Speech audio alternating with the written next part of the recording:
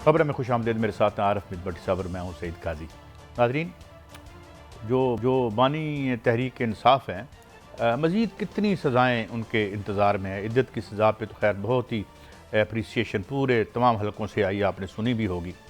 बिलावल भुट्टो साहब कह रहे हैं हम मखलूत हुकूमत का हिस्सा नहीं बनेंगे। कैन वी बिलीव देम और नॉट? क्योंकि हमेशा हमने देखा है कि मैरिज ऑफ कन्वीनियंस कर ली जाती है जब भी इसकी ज़रूरत पड़ती है। नवाज़ शरीफ साहब ने अब रुख जो है एजाजुल एहसन साहब की तरफ कर लिया है। वो इसलिए कि अब ना तो वो बाजवा साहब का नाम ले सकते हैं, ना वो जनरल फैज़ हमीद साहब का नाम ले सकते हैं। तो कहते हैं ना, पानी हमेशा डलवान की तरफ ही जाता है। घर चले गए, शरीफ आदमी हैं। बहरहाल कोई ना कोई पंचिंग बैग तो चाहिए ना, बेचें क्या? तो इसलिए हम बात समझ में आती है। बड़े सरमाएदारों के लिए बिजली 29% बहुत अच्छी बात है, सस्ती कर दी जाएगी। मगर ये 29% बिजली जो आप सस्ती करेंगे, ये इससे आवाम से वसूल करेंगे। पीछे तो माल आपने बहुत ज़्यादा देना है। मैशत पे और भी बात करेंगे, लाइबिलिटीज़ क्या है और मुस्लिम लीग नून ने कौन कौन सेगमेंट्स की हैं मैशत के हवाले से, और उसके पुराने रिकॉर्ड को देख के और उनकी हालत को देख के ज़रा अंदाज़ा लगाएंगे कि ये कमिटमेंट पूरी कर सकेंगे। 77.5 बिलियन डॉलर तो हमें कर्जे में सिर्फ अगले 3 सालों में वापस करना है। भट्टी साहब आते हैं बानियत है। इस बहस की कोई ज़रूरत है कि अब सज़ा और होगी या नहीं होगी? इसको हम ख़त्म ना कर दें, इस पर खुद ही सेंसर लगा दें हम। बिस्मिल्लाहिर्रहमानिर्रहीम। काई साहब, साइफर में 10 साल, तो शाहखाना में 14 साल, 24 साल। इद्दत केस की जो गलाजत इन्होंने की है सजा दे के, जो अपने मुंह पे कालक मली है, आपने मियाँ बीवी का मुकद्दस रिश्ता गाली बना दिया है। 31 साल टोटल सजा दे दी है। आप और 200 केसों में सारी सजा दे दो। क्या आवाम में आपके लिए हमदर्दी पैदा हुई है या नफरत? जवाब इनकार। लातदाद लोगों ने इद्दत केस देखें। कादी साहब, जिस औरत को आपने 6 साल पहले तलाक दे दी, वो नहीं मुनासिब रिश्ता था चल रहा ना, औरत माँ भी है, बहन भी है, बेटी है। ये इतनी बेशर्मी की हद तक आ गए हैं कि एक बंदे को उठाते हैं, FIO उठाती है एंटी करप्शन, एक दिन गायब रहता है, बीवी के खिलाफ दरख्वास्त दे देता है। बड़ी साहब अब तो ठीक है ना, ये हुजले अरूसी में तो घुस गए अब तो ये इस पे तो सब नहीं। देखें, गुजारिश है, सियासत में इख्तलाफ राय हमेशा होती है, होनी भी चाहिए। बेनज़ीर की नामुनासिब तस्वीरें जहाज़ों पे फेंकी, अब आप बेडरूमों में चले गए। क्या करना चाहते हैं भाई? 31 साल कैद सुना दी, 200 पर्चे हैं। आप क्या इससे अपने वोट बैंक में इजाफा कर रहे हैं कि कमी कर रहे हैं? यार वोट बैंक की जरूरत किसको है भट्टी साहब? जो आके कहते हैं साड़ी गल होगी तो गल खत्म होगी। अच्छा गाइस, गुजारिश है कि इन्होंने अब डॉक्टर एजाजुल एहसन साहब के बारे में बहुत बोल रहे हैं, जिन्होंने अक्टूबर में चीफ जस्टिस बनना था, जिन्होंने चीफ जस्टिस बनना। मैं 31 तारीख को FIA का नोटिस फेस करके आया हूं। इन्हें कोई नोटिस नहीं भेजता। काजी साहब, ये उसको 200 के 200 बानी PTI पे मुकदमात में सजा दे दे, सिर्फ इलेक्शन शफाफ करा ले। अगर ये रेस में नजर आए ना, रेस में रिजल्ट बदलता है नहीं बदलता, क्या होता क्या नहीं। काजी साहब, बलोचिस्तान में 16 सीटें हैं, इनके पल्ले 1 या 2 आ रही है मैक्सिमम। कितनी आ रही है? सीटें कौन से वोटों से होनी है? काजी साहब नहीं सुन लेना, थोड़ा सा हकायक, थोड़ा सा मुझे मौके दे दे। KPK में 45 हैं, कितनी मिल जाएंगी? 3 भी नहीं मिल रही इनको। जितने भी सर्वे हुए हैं, ये मेरी राय नहीं है, मैं सर्वों की कर रहा हूं। सिंध में 65 है गालमन, या पता नहीं 61 है, मुझे नहीं पता, उसमें भी 5 नहीं मिल रही। पंजाब की एक तो 41 है, 25 सीटें सर्वों में नहीं आ रही। इन्हें हुकूमत दिलाएंगे कैसे? काजी साहब मुझे ये बताया, आपने लाडले से वादा तो कर लिया, पहले कहता था मुझे क्यों निकाला, अब कहते हो मुझे हुकूमत क्यों नहीं दे रहे। कैसे हुकूमत लेंगे? मुझे कैलकुलेशन नंबरों से करके बताया ना, जरा मुझे गाइड तो करे काजी साहब। भट्टी साहब, ये मतलब कुछ और भी केसेस जो हैं आ रहे हैं, लेकिन इनफ्लेक्सिबल खान साहब की तरफ से तो कोई झुकाव नज़र नहीं आ रहा। ये तो रोना शुरू कर दिया था ना इन्होंने एक दफ़ा पिंजरा देखा था तो उनके हैं ये पिंजरे से डाक देता जाए, उन्होंने कहा हजूर जेल पिंजरे ही होती है। बाद में खैर फिर वो 20-20, 25-25 बंदों की लिस्ट आती थी, इससे मिलना है। मैं माफी चाहता हूँ, उसको कुछ नहीं रहा, पता नहीं क्या है यार। वो हमजा साहब की गाड़ी में फिरता था, ये उसके जेल में जो उनका कमरा उधर रहते थे, इनके घर में हर किस्म का 3 किस्म के अनार आते थे। इन्होंने जेल काटी का। काजी साहब, फिर आप माफी चाहता हूँ अदब एहतराम से, ठीक है, आपके अच्छे मुनासब है। इनके सदके 25 करोड़ लोगों ने हमेशा जेल काटी है भाई, लेकिन इन्होंने नहीं काटी। खैर जी, भट्टी साहब, बात ये है कि मेरे ख्याल में इट इज़ इनसिग्निफिकेंट। काजी साहब, मेरी चंद आलम दीन से गुफ्तगू हुई है जो खौफ खुदा भी रखते हैं, कहते हैं उसमें ये केस बनाने वाले और खावर मानका को ऐसी इबरतनाक सज़ा होगी कि इन्होंने दीन के साथ खेला है, इन्होंने अल्लाह के इल्म के साथ खेला। अल्लाह के जो कानून तोड़े। काजी साहब 6 साल पहले जिसको तलाक दे दी, मुझे बताए उसकी गवाही आप नहीं मान रहे जो खतून है, और उसकी मान रहे हो जो एक बेज़मीर आदमी है, एक उसके मुलाजम की और एक उसके उस मियाँ की जो पहले कुरान पे ओथ दे चुका है मेरी बीवी पाक साफ है। इस तरह जिसकी सिविल कोर्ट में सैकड़ों केस चल रहे हैं, क्या सबको सजाएं दिला दोगे? मेरी एक रिक्वेस्ट है आपसे, कादी साहब, औरत को इतना पमाल ना करें। मेरी वो बड़ा मजबूर और बेकस आदमी है, खावर मानिका को कुछ ना कहें यार, मुझे बड़ा तरस आता है उस पर। मेरी अर्ज सुने और यार, जहाँ आपने 16 अरब रुपए के ओपन एंड शट केसेस ख़त्म करके लोगों को नवाज दिया, तो उसको भी माफ़ कर दो। पता नहीं कि बेचारे ने किस ज़हनी कैफियत में ये बयान दे दिया होगा, मुझे तो वो भी विक्टिम ही लगता है। बहरहाल, लेकिन भट्टी साहब, अभी खैर इस पे मैं सजाओं वाली बात पे तो मैं अब ये एक बेमानी साहब, अब इन्होंने फ़िलहाल जो हालात हैं बादुल नज़र में, जो इन्फॉर्मेशन आ रही है, इमरान खान को बाहर नहीं आने देना। इमरान खान को बाहर सिर्फ अवाम ला, उसे कोई तवक्को भी नहीं है मेरे ख्याल में, और ना कोई उम्मीद, वो कोई उम्मीद लगा के बैठे हुए हैं। काजी साहब, बहुत अरसा पहले मैंने ट्वीट की, किसी ने कहा गलत है, अब वो खुद मारेंगे ना, उसको ऑफरें करें, अल्लाह का वास्ता बाहर चले जा। ये आपकी नून लीग की क़यादत पाँव पकड़ती है, अल्लाह का वास्ता हमें बाहर भेज दो। साहब, मैं तो उसका इंतज़ार कर रहा हूँ कि इलेक्शन में रिजल्ट आए, मुस्लिम लीग नून की हुकूमत बने, फिर वो तमाम पाकिस्तान एशियन टाइगर बने, डार साहब दोबारा से वज़ीर ख़जाना बने, तो जो रौनकें लगेंगी वो तो आगे हैं, वो हम देखेंगे।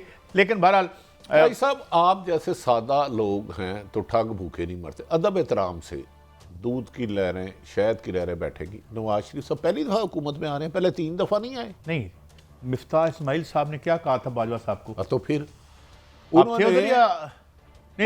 ये तो बाजवा साहब ने बताया उस वक़्त की ताकतवर तकरीन शख्सियत ने मुझे कहा था, सुन लें कि इसहाक डार कमीशन मांग रहे हैं, वेस्पा वाला मामला। तो कादी साहब जो 3 दफ़ा आके गंजी ने धोना की तो निचोड़ना की, 3 दफ़ा आप वज़ीर आज़म मोहतरम नवाज शरीफ साहब, 4थी दफ़ा शाहद अकार अब्बासी, फिर ये भी 5वीं दफ़ा 16 माह के लिए शहबाज शरीफ, अब 6ठी दफ़ा आएंगे। तो काजी साहब जो पहले मुल्क को अरबों रुपये मकरूज कर गए हैं, हाँ इनके केस सब ख़त्म हो गए, ड्राई क्लीन करा दिया गया इनको, सिर्फ एक जिद की वजह से, एक अना की वजह से, एक बदले की आग ने इस मुल्क की 25 करोड़ पे ऊपर काजी साहब अरमान जला दिए हैं। साहब, यहाँ सजा दयानतदारी की मिलती है, बदयांती की नहीं मिलती।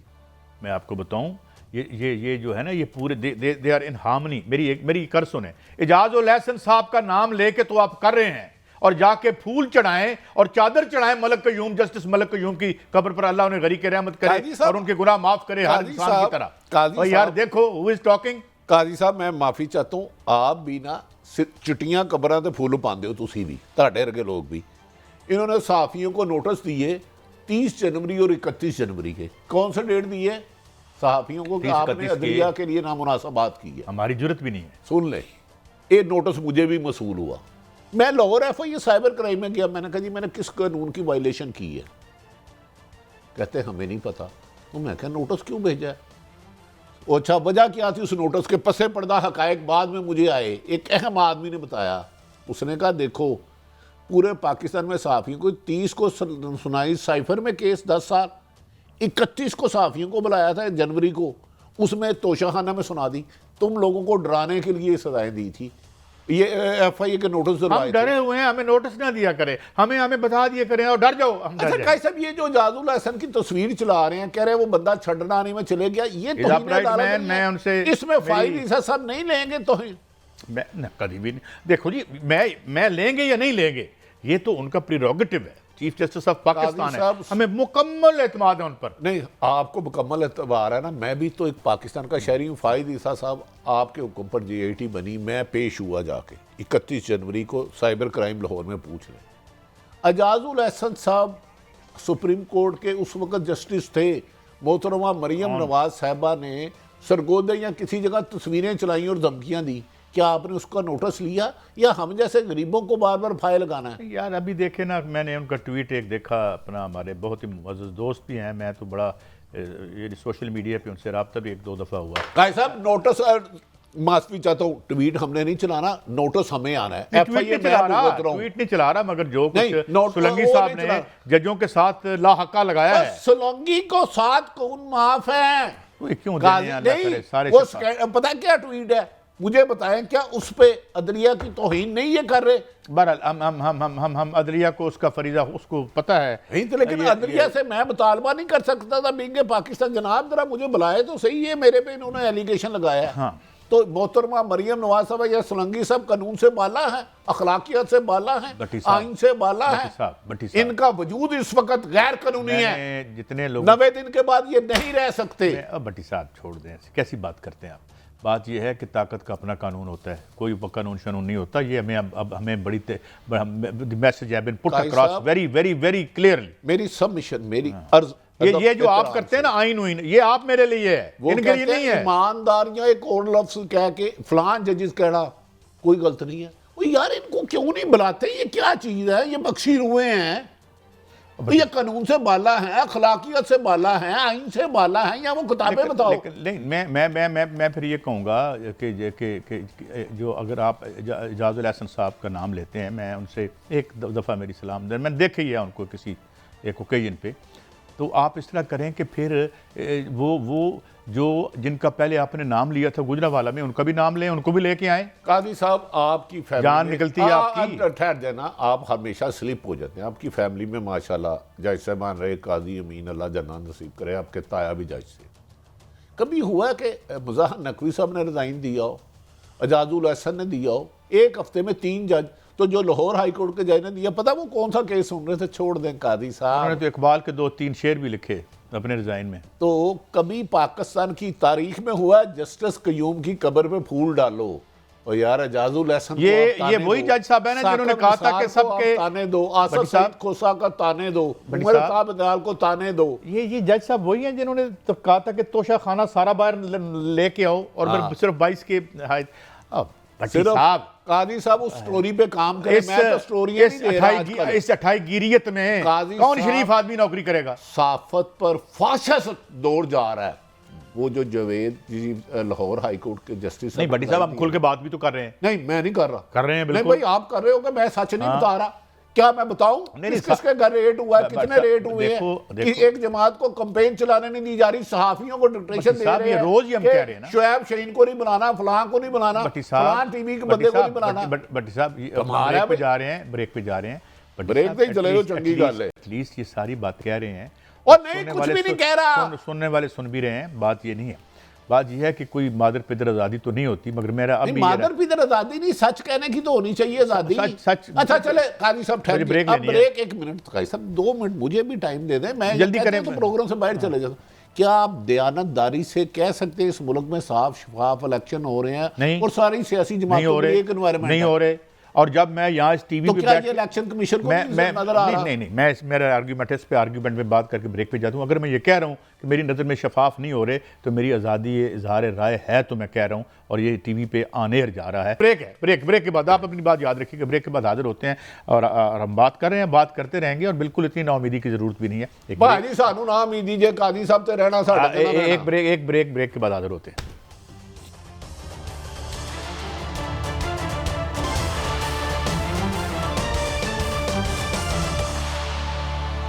Welcome back. अच्छा भट्टी साहब, बिलावल भुट्टो साहब बड़ी गरज बरस रहे हैं और मखलूत हुकूमत तो कह रहे हैं उसका हम हिस्सा नहीं बनेंगे, और अगर कोई भाई उनका शॉर्ट हो तो बता दीजिएगा। अच्छा दूसरी चलवाएं जी।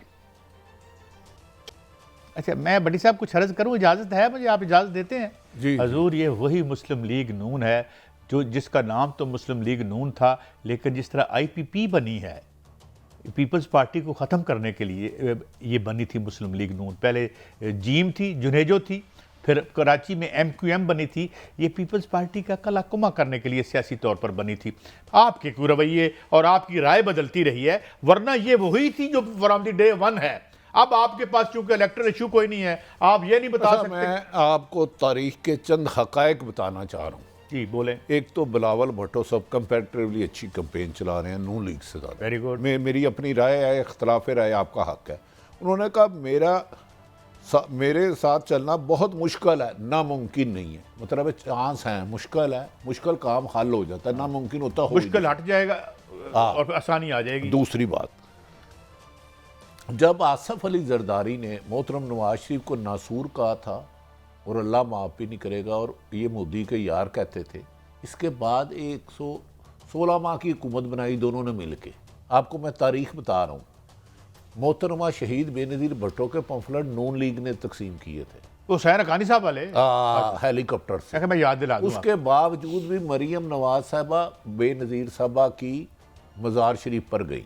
अच्छा, आप मुझे बता दें, ये कह रहे हैं वज़ीर आज़म मैं बनूंगा, कई सब 2 मिनट अच्छा ये छोड़ दो रन डाउन नूं, जिथे गई कश्ती उत्थे गए मला, ये रन डाउन ही है हाँ। अच्छा, रन वैसे अजकल बड़ा खौफनाक है, लोग 6 साल बाद तलाक दे रनवे जी। अच्छा, टोटल सीटें हैं पंजाब की 141, इसमें नून लीग एक एज ए जर्नलिस्ट, हमारे पास ना जादू है ना हम इलेक्शन कमीशन है, असेसमेंट होती है, असेसमेंट कितनी ले लेंगे ये 70 से 80 आप मिनिमम भी कर लेना पीटीए की, इससे ज्यादा आप चोरी नहीं कर सकते। आपने सवाल ठीक करे, आप ये आपने कहा कितनी ले लेंगे, आप कहें कितनी दे देंगे हमें देखें, अगर दे देंगे की बात करें, ले लेंगी तो पल्ले का नहीं। मैं इलेक्शन की बात करूं ना, अगर रिजल्ट या मुबैना इलेक्शन कोई धांधली होती है उसका मुझे नहीं पता, मैं तो इलेक्शन सॉरी मैं भूल गया। अच्छा, वो इलेक्शन भी आने वाला है। अच्छा हाँ, क्योंकि 8 फरवरी को एक बज़ाहिर इलेक्शन होना है, उसका रिजल्ट क्या आएगा उसके हिसाब से 16 है बलोचिस्तान की,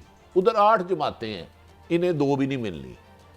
केपीके में 45 सीटें हैं, अगर इन्हें 5 भी मिल गई, 2 और 5 7, और सिंध में 61 है 5 वो, तो बाकी ये कैसे हुकूमत बनाएंगे? मुझे थोड़ा सा बताए ना, 141 में से पीटीए की सीटें निकालेंगे ना, ग्राउंड रियलिटी है। रिजल्ट क्या आता है मुझे नहीं पता, हो सकता है नून लीग 2/3 मेजोरिटी ले जाए, सिंध की भी सारी सीटें ले जाए, पूरी की पूरी 61 ले जाए, 45 वो केपीके की ले जाए, बलोचिस्तान की 16 ले जाए और 141 पंजाब की ले जाए। कैसे हुकूमत बनाएंगे? मुझे नंबर गेम से ज़रा मुतमिन करें ना काई साहब। मैं और आप चलो सारा दिन दफ्तर में यही कलपते रहते हैं ना, ये मुल्तान की इतनी सीटें हैं, ये फैसलाबाद की इतनी हैं, ये लाहौर की इतनी हैं, ये डेरा गाजी ही की इतनी हैं, ये गुजराला रेंज की इतनी हैं, ये पिंडी रेंज की इतनी हैं। आपकी असेसमेंट में तो 30 से ज़्यादा नून लीग की सीटें नहीं आ रही, आप हुकूमत दिला रहे हो, कैसे दिलाएंगे? और बस देख रहे हैं ये मौजे होते रहते हैं। मगर मुझे एक बात बताएं, ये तारड़ साहब वाला क्या मामला हुआ? कोई कहते हैं वोट बेच रहे हैं, खरीद रहे हैं, माशाल्लाह कुछ कारोबार में बढ़ोतरी आ रही है, हमारी मैशत में तेजी आ गई है। काजी साहब, अता तारड़ साहब के मुताबिक मुस्लिम लीग पीपल्स पार्टी के लोग 5-5 हज़ार में वोट बेच रहे थे, खरीद रहे थे सॉरी, और कुछ लोग बेचने वाले भी होंगे। तो ये दफ्तर में ज़बरदस्ती घुस गए उनके, और 2 बंदे बकौल इन्होंने पकड़ भी लिया। ठीक है। और कमीशन को, सिलेक्शन कमीशन क्या यार, इलेक्शन कमीशन को ताज हैदर साहब ने भेज भी दिया। मैं इलेक्शन कमीशन से एक सवाल करता हूँ, एक तो इन्हें उसके दफ्तर में नहीं जाना चाहिए, अगर वोट खरीद रहे हैं तो गलत है। इलेक्शन कमीशन साहब, आपको नज़र नहीं आ रहा? अभी मैं आ रहा हूँ, मैं एक जगह पे खड़ा था तो नौजवान मेरे पास आ गया, कहता क्या आपके ख्याल में रिजल्ट आएगा? मैं कहा यार इसका कोई पता नहीं, सिर्फ असेसमेंट होती है बेटा, फैक्ट्री। कहता है मैं पंफलेट, हम 3 लड़के बांट रहे थे, पंफलेट नहीं सॉरी निशान, मेरे रात को घर में डाला आ गया। काजी साहब, क्या इलेक्शन कमीशन को इनकी एक जगह वोट खरीदने की शिकायत आई हो? ठीक होगी शिकायत, उन्होंने इलेक्शन कमीशन ये भी होगी, तो एक पूरे 266 हलकों में एक उम्मीदवारों को आप नहीं जाने दे रहे, दफ्तर नहीं खोलने दे रहे, बैनर नहीं लगाने दे रहे, पैम्फलेट नहीं दबाने दे रहे, अपने वर्करों को उधर जाने नहीं दे रहे, तो इसको इलेक्शन कह रहे हैं आप? नहीं इलेक्शन होगा भट्टी साहब, लेकिन मैं इधर एक और तरफ आता हूँ। नवाज शरीफ साहब ने अपना नया टारगेट एजाजुल एहसन साहब नहीं, बिलावल भुट्टो, एक सेकंड ना, मखलूत हुकूमत नहीं बनाएंगे तो फिर मुझे थोड़ा सा यार मेरी रहनुमाई कर दे। मैंने टोटल बना दिए 266 है। पंजाब से पीपल्स पार्टी पिछली दफ़ा MPA 7 थे, इस दफ़ा कितने हो जाएंगे अंदाज़न? भट्टी साहब मैं इसका काउंटर क्वेश्चन करता हूँ आपको, काकड़ साहब भी तो वज़ीर आज़म है ना, नहीं, अगर ऐसे हो जाएगा, इस तरह बना सकते हैं तो फिर मुमकिन है। फिर मैं आपको सेकंड करता हूँ, ठीक है, और ताहयात बना दें। अच्छा, आप जरा नवाज शरीफ साहब पर आते हैं, वो एजाजुल एहसन साहब को टारगेट कर रहे हैं और 60 चुनाएंगे, 60 पहले नवाज शरीफ को आपने निकलने दिया, आप कहते हो नवाज दो, ये तो भाई आपको पहले पिछली बातों का हिसाब देना पड़ेगा। लो जी, मैं कहता हूँ हिसाब लिया जाए भट्टी साहब, लेकिन मेरा एक और मुतालबा है। पाकिस्तान का जो कोरिया में सफीर है, उसको हुकूमत अगली आके हुक्म दे कि डाइवो का जो चीफ था, जिसने वहां जेल काटी हमारी जो मोटरवे के किकबैक के इल्जाम में, उस केस को भी खोलें। इजाजुल हसन साहब का केस भी खोलें। अच्छा। आप फैज हमीद साहब का भी खोल लें, आप उनका भी खोलें। सब मुझे बात करने की इजाजत दे Look who is talking. मियाँ मोहतरम नवाज शरीफ साहब ने बड़ी अच्छी टोपी पहनी है, ये यकीनन 25-30 रुपए की होगी कम से कम। अच्छी टोपी है, कीमती टोपी है, और ये ब्रांडेड है। यार वो तो ब्रांडेड है, कोई बता रहा था, पता नहीं लाखों में। नहीं 25-30 रुपए। अच्छा, दूसरी सुन, उन्होंने कहा पहले आपने कहा कि मुझे क्यों निकाला, फिर अब आप कह रहे हो कि नवाज दो। वो कह रहे हैं नवाज दो ताकि एहतसाब ले। आप ड्राई क्लीन होकर आ गए। और मेरे मोहतरम, आप एजाजुल हसन साहब का नाम ले रहे हैं। 18 में धांधली क्या एजाजुल हसन साहब ने की? क्या थे वो? चीफ जस्टिस थे, इलेक्शन कमीशन थे, क्या सबसे ज्यादा ताकतवर शख्सियत थे? तो आप अगर लेना है हिसाब, तो उसी 18 की असम्बली में मोहतरम शहबाज शरीफ भी वजीर आजम रहे, उनसे तो 16 माह का साहब। नहीं यार, जिन लोगों का नाम आपने गुजरांवाला में लिया था, सबके एहतसाब करें। एक और सुनिएगा शॉर्ट। अच्छा काई साहब, मैं मान जाऊं, इन्हें नवाज शरीफ साहब को कहे आज ये मरी का जीपीओ चौक है, यहाँ हूं का आलम होता है, बंदा ही कोई नहीं होता। इतनी बड़ी जगह पे जलसा करना, यहाँ कम से कम कोई मेरा ख्याल 70-80 लाख बंदा आराम से आ सकता है, और फुल जगह थी, मैन कंधे से कंधा टकरा रहा था, इधर बंदा ही नहीं कोई होता। अच्छा काई साहब, इधर देखो जरा, मुस्कुराया जरा, हल्का सा लाइट सा। अच्छा काई साहब, वाकई आपका दिल मान रहा है कि अवाम के वोटों से मोहतरम नवाज शरीफ साहब वज़ीर आज़म बन जाएंगे? मैं ये बात अपनी पूरी जिम्मेदारी से कहता हूँ कि अवाम के वोटों से 70 में उधर मुजीब आया था, इधर भुट्टो आया था। तो बिलावल भुट्टो साहब की एक बात मैं कहना चाहता हूँ, अगर उसके बाद फरमाया है कि नवाज शरीफ वज़ीर आज़म बनने का और मोहतरमा मरियम नवाज साहिबा हमारी बहन वज़ीर आला पंजाब बनने का ख्वाब देखना छोड़ दे। ख्वाब देखने में क्या हर्ज है? बड़ी साहब, क्या मैं तो I don't tax my mind जिस तरीके से जो हो रहा है, मगर मैंने आपको शॉर्ट सुनवाना है, टाइम कम है, ज़रा सुन लें, फिर आगे आपसे आपसे टेक लेते हैं। क्यों निकाला आपने मुझे? जिसने मुझे निकाला क्या अच्छा किया या बुरा किया, बोलो। और आज वो खुद इस्तीफा दे के घर जा रहे हैं। कोई दाल में काला है ना, चोर की दाढ़ी में तिनका है ना। वो तो 8 महीने के बाद चीफ जस्टिस बनने वाले थे। लेकिन भट्टी साहब, ये मुझे बताएं, ये सवाल क्यों नहीं किया जाता कि मुझे रखा क्यों था? अच्छा काजी साहब, ये सवाल किससे कर रहे हैं कि मुझे क्यों निकाला, और वो 8 महीने पहले इस्तीफा देके चले गए? और मुझे एक बात बताएं, आपने पहले मेरा सवाल सुने, निकालने वाला एजाजुल हसन था। मैं थोड़ी सी, मुझे उनका नाम तो लेने की जरूरत करें। एक मेरे ची गुएरा साहब, काजी साहब, ची गुएरा साहब के बारे में मैं आपसे सवाल करता हूँ। एजाजुल हसन साहब उस वक्त चीफ जस्टिस नहीं थे, ना उन्हें माउंटेन जज खुद बने थे। उनको तो लगाया ना, एक पनामा आया, जीएटी बनी, पाकिस्तान के टॉप अदारों के टॉप हीरे चुन के लाए गए, फिर 5 रुकनी बेंच सुना, फिर 3 रुकनी, 5 रुकनी ने बाहर की, 5 रुकनी बेंच ने फिर इन्हें नाहल की। इधर देखें, आंखों में आंखें डालें। जी, मैं साथ टाइम देख रहा हूं। तो आपका इन्हें बरी कौन करता है? जज बशीर। यार सुप्रीम कोर्ट के जज ने आपको नाहल करते याद दिलाया। ब्रेक पे जा रहा हूं। अल्लाह ताला इस तरह के जज हर किसी को दे। 4 वजीर आजम जो है, उन्होंने उनकी आंख में आंख डाल के उन्हें चलता किया। काजी साहब, जिस चीफ सुप्रीम कोर्ट की सबसे बड़ी अथॉरिटी सुप्रीम कोर्ट है ना पाकिस्तान के अदलिया में, वो सजा दे रहे हैं। एक जज जो छुट्टी कहता है मुझे छुट्टी दे दो, वो बरी कर देता है। ये क्या कानून है भाई? कहां सा कानून है? ये कैसा इंसाफ है? वैसे मुझे ना अपने अच्छा, इस बात का उस बात से कोई तल्लुक नहीं। मैं जल्दी से कहता हूं, जब जुल्फ़िकार अली भुट्टो वज़ीर आज़म थे तो सदर फजल थे, तो सड़कों पर लिखा होता था कि सदर फजल को आज़ाद करो, हालांकि वो सदर पाकिस्तान थे। इस बात का जज साहब से कोई तल्लुक नहीं है। मैं एक ब्रेक पे जा रहा हूँ, ब्रेक के बाद वापस आते हैं, मैशियत की बात करते हैं। जो अब टास्क होगा मुस्लिम लीग नून का, वो क्या है, रिकॉर्ड क्या है, होगा क्या, ये अल्लाह पे छोड़ते हैं। एक ब्रेक के बाद